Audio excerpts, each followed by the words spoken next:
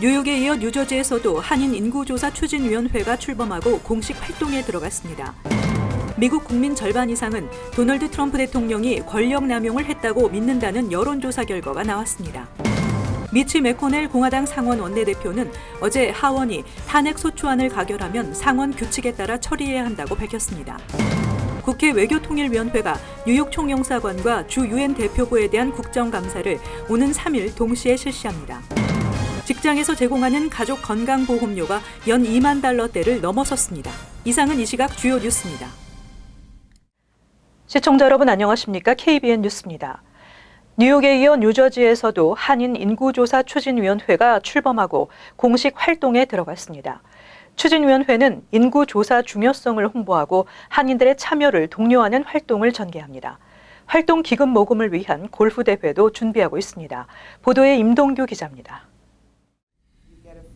연방 정부에서 주관하는 2020 센서스에 한인들의 참여를 독려하기 위한 뉴저지 한인 인구 조사 추진위원회가 공식 출범했습니다. 어제 저녁 포트리 도서관에서 열린 출범식에는 제임스 데테스코 버겐 카운티장, 마크 소콜리치 포트리 시장과 센서스국 관계자, 그리고 뉴저지 한인 단체장 등 50여 명이 참석했습니다. 인구조사 추진위원회는 인구조사 참여는 연방 하원 의석수나 교육, 일자리, 복지, 치안 등 연방 예산이 책정되는 중요한 척도가 된다며 한인들의 삶의 질과 정치력 신장을 위해 많은 한인들이 인구조사에 참여할 수 있도록 최선을 다하겠다고 다짐했습니다. 저희 추진의 역할은 저희가 모든 걸 다 할 수는 없고 각 지역 단체장이라든지 봉사단체장 이런 분들이 저를 도와주셔야 되거든요. 그래서 다 같이 하기 위해서 오늘 이렇게 설명회를 갖고 저희가 센서스국, US 센서스국으로부터 자세한 인포메이션을 받아가지고 각 커뮤니티에 있는 단체장이라든지 이렇게 알려드려가지고 서로 협조해서 모든 사람들이 다 센서스에 참여할 수 있도록 저희가 알려드리는 그런 캠페인을 해나가려고 합니다. 그래서 센서스국 뉴욕 지부장 제프 베일러는 2020년 인구 조사는 한국어를 포함한 12개의 언어 지원 서비스를 제공하며 이번 인구 조사부터 온라인과 전화로도 참여가 가능하다고 밝혔습니다. 또 센서스 조사에서 기입한 정보는 어떤 기관도 열람할 수 없다고 강조했습니다. Every piece of data that the Census Bureau collects is protected under federal law, which basically means we, the Census Bureau, cannot release any information that would identify an individual or a household, period. 한인 인구조사 추진위원회는 오는 10월 23일 기금 마련을 위한 골프 대회를 개최하는 등 한인들의 인구조사 참여 독려를 위한 홍보를 온 오프라인으로 진행할 계획이라고 밝혔습니다. KBN 뉴스 임동규입니다. 민주당이 우크라이나 의혹과 관련해 트럼프 대통령의 탄핵 조사에 돌입한 가운데 미국 국민 절반 이상은 도널드 트럼프 대통령이 권력 남용을 했다고 믿는다는 여론조사 결과가 나왔습니다. 퀴니피엑 대학이 어제 공개한 여론조사에 따르면 응답자의 54%가 트럼프 대통령이 대통령 권력을 남용했다고 믿느냐는 질문에 그렇다고 답했으며 아니라고 답한 응답자는 43%로 절반에 못 미쳤습니다. 하원의 탄핵 조사에 찬성하느냐는 질문에도 응답자 과반인 52%가 찬성한다고 답했고 반대한다고 응답한 비율은 45%였습니다. 또 이번 조사 응답자 47%가 트럼프 대통령이 탄핵되거나 퇴진해야 한다고 답했습니다. 불과 5일 전 같은 조사에서 탄핵 찬성 응답이 37%, 반대 응답이 57%였던 점을 고려하면 단기간 내 탄핵 지지율이 크게 오른 것입니다. 메리 스노우 퀴니피엑 대학 여론조사 분석가는 하원 민주당이 트럼프 대통령에 대한 공식 탄핵 조사 개시를 선언하고 우크라이나에 대한 트럼프 대통령의 행동 관련 정보가 더 드러나면서 탄핵에 대한 여론이 변화하고 있다고 설명했습니다. 다만 응답자의 56%는 현 시점에서 트럼프 대통령의 탄핵을 지지하는 하원 의원들이 사실보다는 당파 정치에 기반해 움직인다고 판단했습니다. 한편 트럼프 대통령에 대한 탄핵 소추안은 하원에서 특별한 이변이 없는 한 통과될 것이 확실시되고 있는데요. 미치 매코넬 공화당 상원 원내대표는 어제 하원이 탄핵 소추안을 가결하면 처리해야 한다고 밝혔습니다. 맥코널은 어제 CNBC와의 인터뷰에서 탄핵안이 넘어오면 상원의 탄핵 규칙에 따라 처리할 수밖에 없을 것이라고 말했습니다. 이 같은 발언은 탄핵 심판을 막으려고 상원이 관련 규칙을 바꿀 수 있다는 추측을 잠재우는 것입니다. 미국에서 대통령을 탄핵하려면 하원 전체 과반, 상원 전체 3분의 2가 동의해야 하는데 하원 335석 중 민주당은 235석을 차지하고 있어 대규모 이탈 사태가 벌어지지 않는 한 하원 통과는 사실상 확실시 되고 있습니다. NBC 뉴스의 집계에 따르면 하원에서 한 명의 무소속 의원과 민주당 의원 225명을 포함한 최소 226명이 탄핵 조치를 원하고 있습니다. 한편 상원은 100석 중 공화당이 55석으로 과반을 차지하고 있고 민주당은 45석을 점유하고 있는 데 따라 상원에서 유죄 판결이 나올 가능성은 현재로서 매우 낮습니다.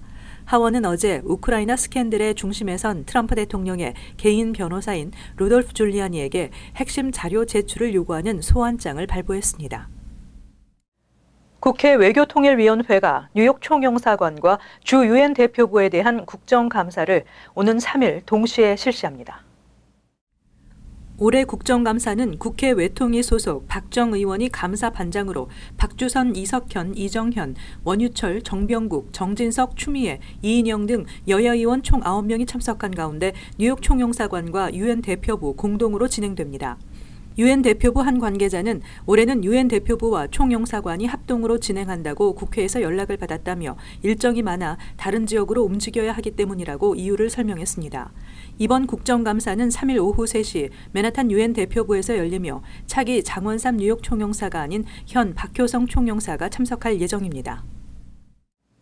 뉴욕 한인회가 민승기 전 뉴욕 한인 회장을 상대로 한 $50만 공금 반환 소송을 심리 중인 뉴욕주 법원에 최종 판결을 하루속히 내려달라고 요청한 데 대해 법원이 조만간 최종 판결을 내리겠다는 입장을 밝혔습니다. 뉴욕 한인회는 지난해 6월 민승기 전 뉴욕 한인 회장을 상대로 한 $50만 공금 반환 소송의 최종 진술서를 제출했지만 리처드 설리번 판사는 1년 넘도록 판결을 내리지 않고 있습니다. 이에 뉴욕 한인회는 지난 3월에 이어 지난달 26일 두 차례에 걸쳐 재판부에 판결을 하루속히 내려줄 것을 촉구하는 서한을 발송한 바 있습니다. 뉴욕 한인회는 재판부에 제출한 지난 3월 서한에서 김민선 현 뉴욕 한인 회장의 임기가 4월 30일로 끝나는 만큼 그 이전에 판결을 내려달라고 당부했습니다. 뉴욕 한인회는 민 전 회장이 뉴욕 한인회관에 대한 99년 장기 리스트를 맺으면서 부동산 개발사로부터 받은 선수금 $25만 받고도 뉴욕 한인회관 재산세를 납부하지 않아 뉴욕 한인회에 $29만 상당의 재산 피해를 발생시켰다며 지난해 소송을 제기했습니다.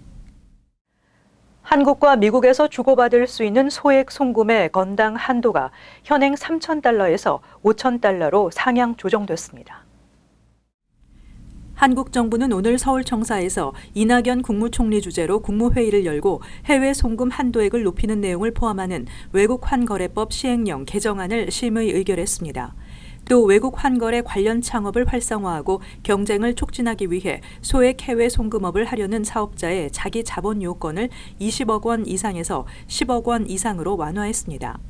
소액 해외 송금업 제도는 핀테크, 금융기술 업체 등 상법상 회사를 통해 일정 금액 이하의 해외 송금을 허용하는 제도입니다. 정부가 소액 해외 송금업자의 거래 규모를 늘린 것은 핀테크 업체 역량 강화에 도움을 주고 국민의 편의를 높이기 위한 것입니다. 한편 기존 은행은 건당 해외 송금 한도가 없었고 은행 외 금융사인 증권사, 카드사는 지난 5월 건당 송금 한도를 $3,000에서 $5,000로 상향 조정했습니다. 직장에서 제공하는 가족 건강보험료가 연 $20,000대를 넘어섰습니다. 건강보험료의 부담은 10년 전에 비해 2배 가까이 증가한 것으로 인상폭이 소득 증가폭을 앞서고 있어 문제점으로 지적되고 있습니다. 카이저 퍼머넌트 패밀리 재단이 최근 발표한 직장 건강보험 조사에 따르면 올해 평균 건강보험료는 지난해에 비해 5%가 올라 연간 $25,576를 기록했습니다. 이 중 $6,015는 직원이, 나머지는 회사가 부담한 것으로 나타났습니다. 건강보험료는 소득보다 더 빠르게 오르면서 기업과 근로자들의 부담이 커지고 있다는 지적이 나오고 있습니다. 2009년 이후 직장 건강보험료는 평균 59%가 올랐고 직원 분담금은 71%나 급증했는데 반면 소득은 26% 증가에 머물렀습니다. 뿐만 아니라 기업들이 보험료 부담을 줄이기 위해 디덕터블이 높은 건강보험 플랜으로 바꾸면서 직원들은 높은 보험료와 본인 부담금까지 증가해 부담이 가중되고 있습니다. 보고서에 따르면 연평균 디덕터블은 10년 전보다 2배나 많은 $1,655로 조사됐습니다. 이런 현상이 지속되면 직원들이 예방진료에 소홀해 결국 더 큰 질병에 걸릴 위험이 커지게 될 것이라는 지적입니다. 한 의료 관계자는 건강보험이 있는 회사에 다니는 직장인도 높은 디덕터블과 제한된 커버리지 때문에 아프면 안 되는 상황까지 내몰렸다며 의료와 건강보험 시스템의 개혁이 시급하다고 강조했습니다. 뉴저지 주정부가 지난 2016년 학교 내 납수돗물 위험성이 크게 불거지면서 모든 학교에 수돗물 납성분 조사를 지시한 바 있지만 25만 명 이상의 학생들이 납수돗물 위험에 노출됐던 것으로 나타나 크게 우려되고 있습니다. 최근 수년 동안 주 저녁에 673개 학군의 학교 내 수돗물에서 안전기준치 이상의 납성분이 검출된 곳은 약 3분의 1이나 되는 것으로 조사됐다고 USA 투데이가 보도했습니다.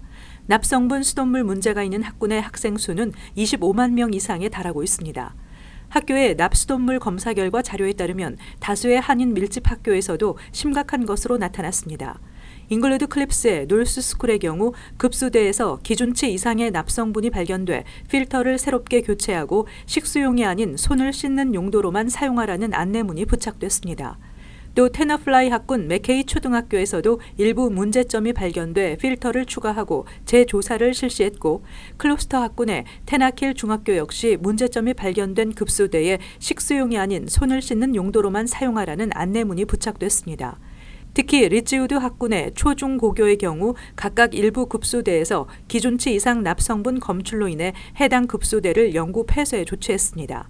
납수돗물 위험을 제거하기 위해서는 오래된 수도관을 전면 교체해야 하고 이에 대한 막대한 비용 부담이 걸림돌이 되고 있지만 학생들의 안전 문제를 방치해서는 안 된다는 비판론이 거세지고 있습니다. 브루클린과 맨하탄을 잇는 L 전철 터널 보수 공사가 당초 예정보다 빠른 내년 4월까지 마무리될 것으로 보입니다. 앤드루 쿠오모 뉴욕 주지사는 어제 기자회견에서 뉴욕시 지하철 L 전철 터널 보수 공사가 당초 알려진 것보다 3개월 앞당겨진 2020년 4월까지 마치게 될 것이라고 밝혔습니다. 또 예산도 상당 부분 절감한 것으로 전해졌습니다. 쿠오모 주지사는 공사 일정을 앞당기는 등 계획을 바꾼 것에 대해 많은 사람들이 할 수 없을 것이라는 부정적인 의견을 내놓았지만 뉴욕에선 불가능이 없다며 조기 공사 종료를 확인했습니다. 메트로폴리탄 교통공사는 당초 15개월에서 18개월 동안 지하철의 운행을 정지시키고 보수 공사를 하겠다고 발표했지만 올해 초 쿠오모 주지사가 개입해 공사 기간을 단축시키는 등 계획을 바꾼 바 있습니다.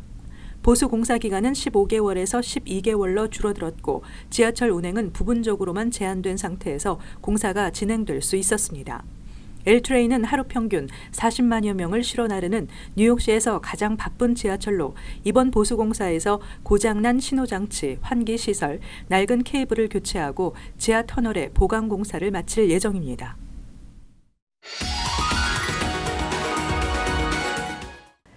이어서 LA 지역 한인사회 소식입니다.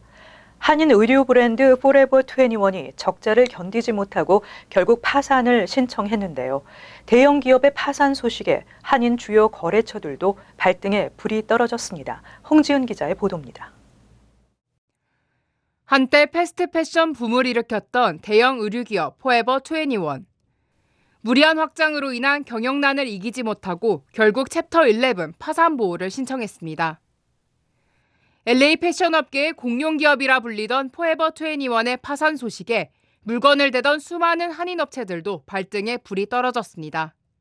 아무래도 뱅크럽시를 하고 많은 사람들이 이제 좀 심리적으로 위축이 돼서 또 챕터 7으로 가는 게 아닌가 하는 걱정들이 있어서 판매할 곳이 또 한 군데가 없어지는 거지 않습니까? 포에버 21은 앞으로 파산 법원의 감독하에 회생 절차를 밟게 됩니다. 우선적으로 미국 내 178개 점포를 포함해 전 세계 최대 350개 점포가 문을 닫게 될 예정입니다. 말 그대로 대규모 구조조정인데 큰 후폭풍도 예상됩니다. 잘 되는 가게는 살리고 안 되는 가게는 아무 책임 없이 잘라버리고 이 포레버 21도 그 과정을 거칠 겁니다. 그래서 좋지 않은 부분을 다 잘라내고 잘 되는 가게만 잘 운영을 하겠다 하는 이제 그 재구성 과정을 reorganization인데 재구성 과정을 잘 빨리 진행하면 충분히 성공할 수 있는 케이스라고 하겠습니다. 다만 지난해부터 자금난을 겪어온 포에버 21이 자발적으로 로컬 벤더들과의 거래량을 꾸준히 줄여온 만큼 피해 규모가 제한적일 수 있다는 진단도 나오고 있습니다. 포에버 21 측은 이번 절차를 통해 캐나다와 일본을 포함한 40개 국가에서 사업체를 폐쇄하지만 미국과 중남미 지역 일부 지점과 웹사이트 운영은 지속한다고 전했습니다. MBC 뉴스 홍지은입니다.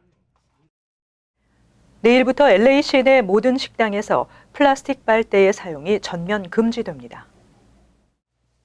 조례안에 따르면 LA시의 모든 식당을 비롯해 패스트푸드점과 편의점, 푸드트럭 등에서 손님이 요청하기 전 먼저 플라스틱 빨대를 제공하는 것이 전면 금지됩니다. 앞서 플라스틱 빨대 금지안은 지난 4월 26명 이상 규모의 LA시 음식점에서만 적용된 바 있습니다. 한편 비영리단체 론리웨일에 따르면 미국에서 하루 5억 개의 플라스틱 빨대가 버려지는 것으로 알려졌습니다. 이어서 간추린 소식입니다. 뉴욕시 선거관리위원회 선거후보 명단에 따르면 퀸즈보로총 예산국장인 한인 리처드 이 씨가 퀸즈 베이사이드 북부, 플러싱, 와이스톤, 더글라스턴 등 한인 밀집 지역인 19선거구 시의원 후보에 등록했습니다. 이 예산국장은 5년째 퀸즈보로청에서 근무해왔으며 뉴욕 한인봉사센터와 뉴욕 가정상담소 등 한인 비영리단체들의 정부 예산 유치를 위해 노력해왔습니다. 최근 이민서비스국이 서울 주한미국대사관, 이민국 사무실 등 세계 각국 이민국 오피스를 폐쇄하기로 한 뒤 한국을 포함한 전 세계 4개 국가에서 군인과 그 가족들을 위한 시민권 취득 절차를 진행합니다. 시민권 취득 장소는 서울 캠프 험플리스를 비롯해 일본 요코수카 해군시설, 독일 가리슨 슈투트가르트, 이탈리아 나폴리 해군기지 등이며 첫 번째 방문은 10월 말 서울부터 시작됩니다. 서포 카운티와 러클랜드 카운티 보건국은 최근 카운티 전역에서 채집한 모기를 대상으로 검사한 결과 뇌염 바이러스 양성 반응이 나왔다고 밝혔습니다. 뇌염 모기에 물리면 가벼운 감기 증세를 보이며 뇌에 염증이나 혼수 상태를 일으키다 심하면 사망까지 이를 수 있으며 노약자나 어린이에게 치명적인 것으로 알려졌습니다. 러클랜드 카운티와 서포 카운티는 이번 주말에 방역 작업 실시를 예고하고 주민들을 대상으로 해당 지역 방문을 자제할 것을 권고했습니다. 뉴욕시 교통국은 3일부터 매일 오전 6시에서 오후 10시 3에서 9에비뉴 구간의 14스트리트 도로에 버스와 트럭, 응급 차량의 통행만 허용한다고 밝혔습니다.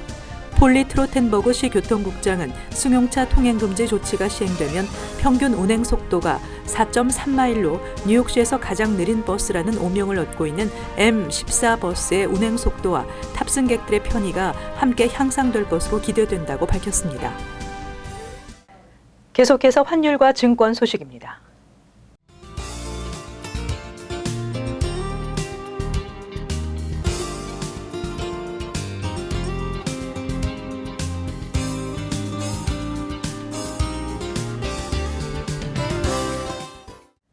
끝으로 날씨 전해드립니다. 수요일 대체로 맑고 습도가 높겠습니다. 낮 최고 기온 88도, 섭씨 영상 31도, 밤 최저 기온 56도, 섭씨 영상 13도 예상됩니다. 목요일 흐리고 비가 내리겠습니다. 금요일 대체로 맑겠습니다. 이상으로 KBN 뉴스를 마칩니다. 시청해주신 여러분 고맙습니다.